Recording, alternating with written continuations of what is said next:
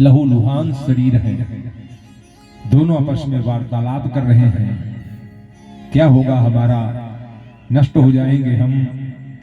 युधिष्ठिर परीक्षित ने सुना और इतने में देखा कि उन दोनों को पीटने के लिए एक काले रंग का विकराल पुरुष साथ में लोहे का बड़ा सा दंड लिए पशु पक्षियों को मार करके अपने पिंजरे में भरे, पक्षियों के पंखों का मुकुट बनाए, रस्सी गले में डाले आया और उस लौह दंड से पीटने लगा उस गाय को और उस वृक्ष को। परीक्षित क्रोध में आ गए, कौन है तू?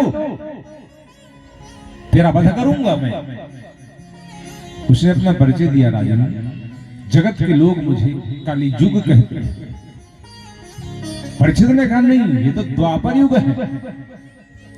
कलियुग हर्षा नहीं राजन, आप बहुत पीछे हैं अभी। भगवान गोविंद की धराधाम छोड़ने के साथ ही मेरा राज्य संसार में आ गया है। मैं आपका सम्मान कर रहा हूं राजन, इसलिए बताइए मैं कहां रहूं। आप राजा हैं इसलिए मैं आपके मान के लिए कह रहा हूं, मुझे स्थान दे दीजिए, मैं रहना चाहता हूं। परीक्षित ने तुरंत बुद्धि का प्रयोग किया, उन्होंने चार्ज नहीं दिया कलयुग को रहने के लिए। सुना होगा आपने 4 जगह हैं जहां कलयुग रहता है। दिवोतम पहली जगह है जहां जुआ खेला जाता है। दीपावली का मौसम आ चुका, उस समय देखा होगा आपने, दुक्की भीतर छक्का बाहर, जगह जगह पर 4 4 6 6 10 10 पेले पड़े। 100 का लगाया नोट और आधा मिनट ही हुआ कि 100 की 200 हो गए तुरंत। यार इससे अच्छा बिजनेस क्या होगा।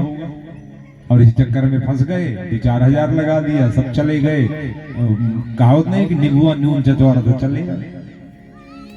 द्योतम जहां जुआ खेला जाता हो वहां कलयुग का निवास है। पानम जहां मदिरा का पान होता हो वहां कलयुग का निवास है।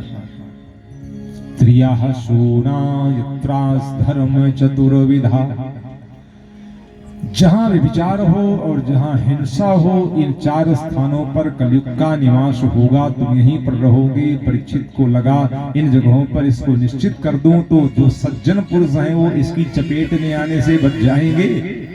लेकिन एक स्थान और कलयुग ने मांग लिया राजा परीक्षित से। उसने कह दिया मुझे सोना बहुत पसंद है। सोना, अब सोना तो सभी जानते हैं, सोना गोल्ड जिसके जेवर बनते हैं, आभूषण बनते हैं। पुनश्च याचमानाय जात रूपम अदात प्रभु, मुझे दीजिए आप जात रूप माने सोने में रहने का वचन। परिचित भोले वाले थे, समझ नहीं पाए, उन्होंने कहा ये वस्तु। और तब से कहते हैं कलयुग जो है वो सोने में रहने लगा। सोने, और सोना जहां रहेगा वो अपना प्रभाव दिखाएगा, जहां रहेगा वहां प्रभाव जरूर दिखाएगा।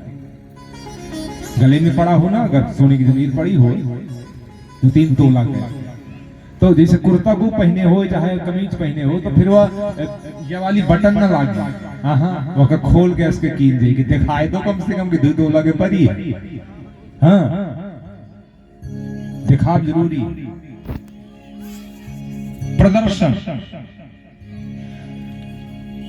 कामम मोहम मदम अनृतम, ईश्वरण में ये सब दुर्गुण है। अशोक भैया कह रहे होंगे तुम हो तो पहने हैं वो। हाँ मुंह पहने हैं।